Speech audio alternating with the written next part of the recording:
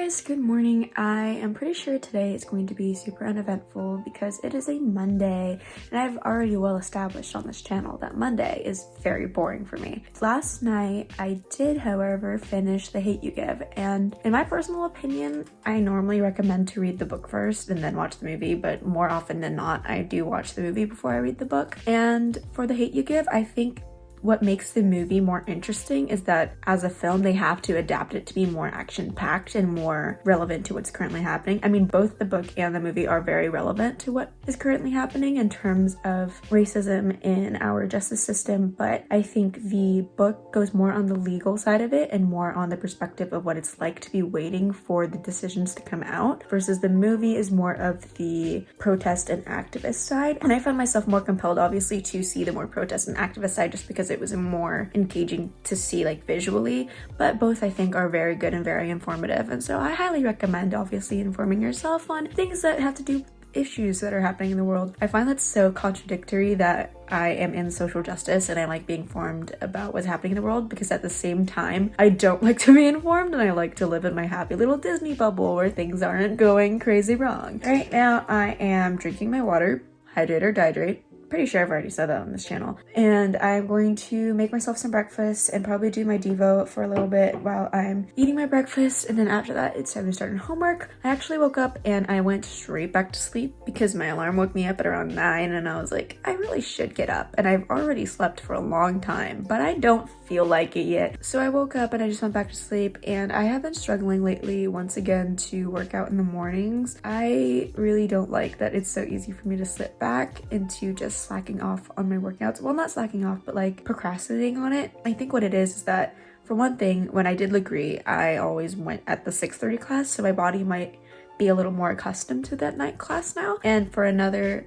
it is just so easy to be tired in the morning and to skip out on the workout. So I honestly really look up to my previous self that could work out in the morning all the time, because I was just able to drag my half asleep body to do it, and now I can't as much, and I'm really hoping I can retrain myself into it, and I'm trying really hard and it's clearly working, but not to the full extent. I think what it is that every Thursday is when my body starts to level out. It makes sense in terms of my Legree schedule because I always did Legree from Sunday to Thursday, and on Thursdays is obviously my hardest day, and then I just remind myself that, Aaliyah, this is your last time doing it for the week, and then Friday and Saturday would be my rest days. And I think that's why my body is so used to kind of leveling out toward the end of the week and being super lazy on the weekend. I really do hope though I can get myself back into it, but right now it's time to eat because I always wake up super hungry, and right now I'm really hungry. So I'll talk to you guys later. Hey guys, guess who hasn't vlogged all day? All that I've done today is homework and edit and upload on YouTube.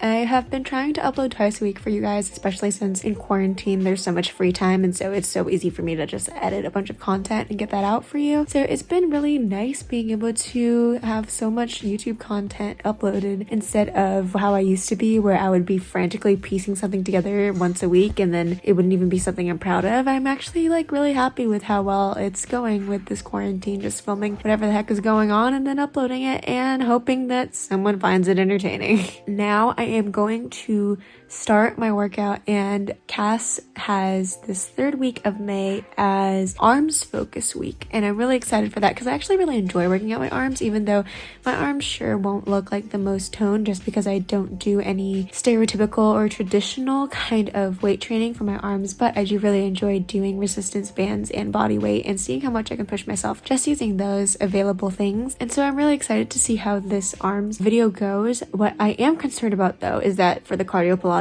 that probably a lot of it is going to end up being planked cardio, especially for the first week, because it was an abs focus week.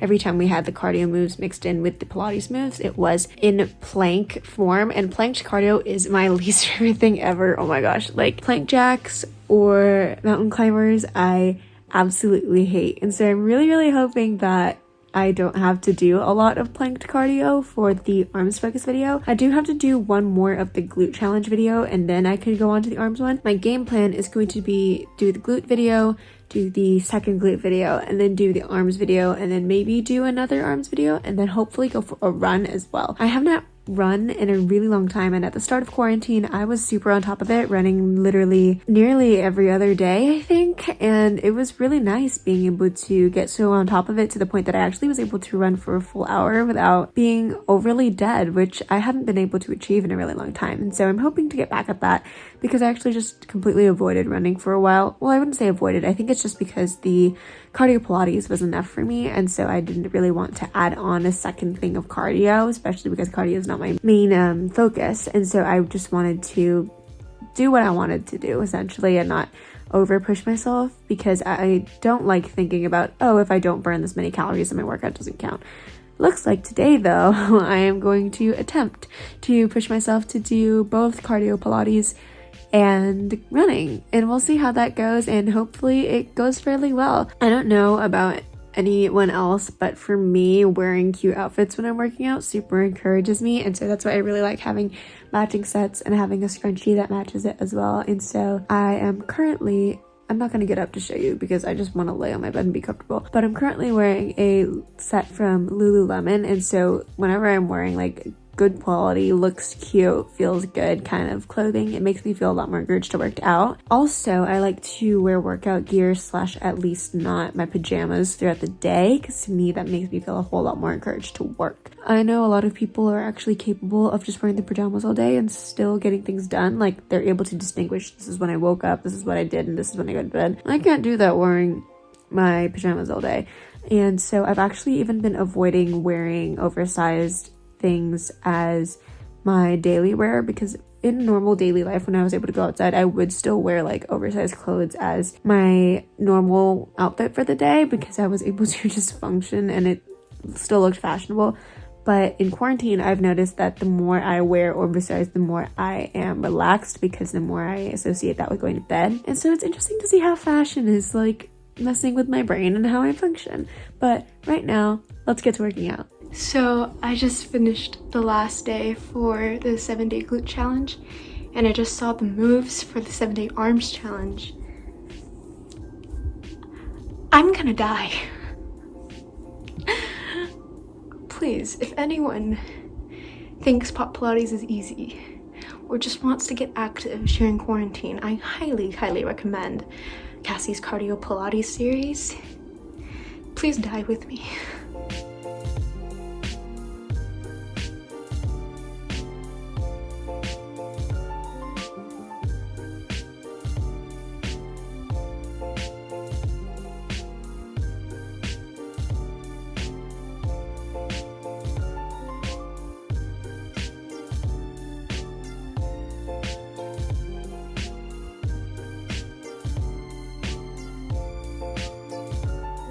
Okay, so results after the first day of the lean arms cardio Pilates actually wasn't that bad. I'm surprised that I was able to get through the plank jack shoulder taps and the mountain climbers almost completely. Like, I actually didn't really take that many breaks for those moves. It was more the actual toning moves that I had to stop during, because I started getting a little too fatigued and I felt like I had to take that break. But I'm really surprised at myself for being able to do the planked cardio, because as I said before, I hate planked cardio and it's really difficult for me, so I'm proud of myself. I'm also aware that my form is in no way, shape, or form the most ideal. I'm not trying to teach pot Pilates, at least not right now, and I'm not obviously a certified fitness instructor, again, at least not right now, because I do want to become at least Legree certified sometime soon, and who knows, maybe pot Pilates will also be there as a potential teaching career in the future. But my whole point is I am just like anyone else, just working on my personal fitness, and the way I look like when I'm working out is in no way, shape, or form supposed to be identical to anybody else,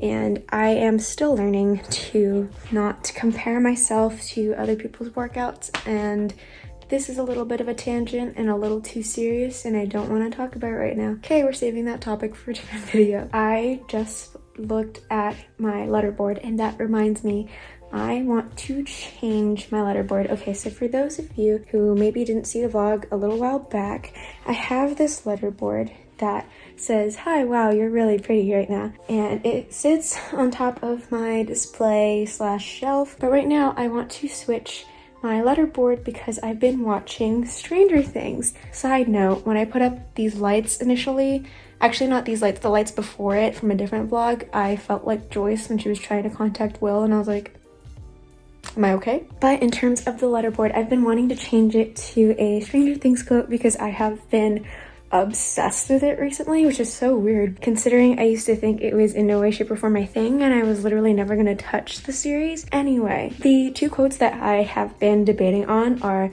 "Turn around, look at what you see,"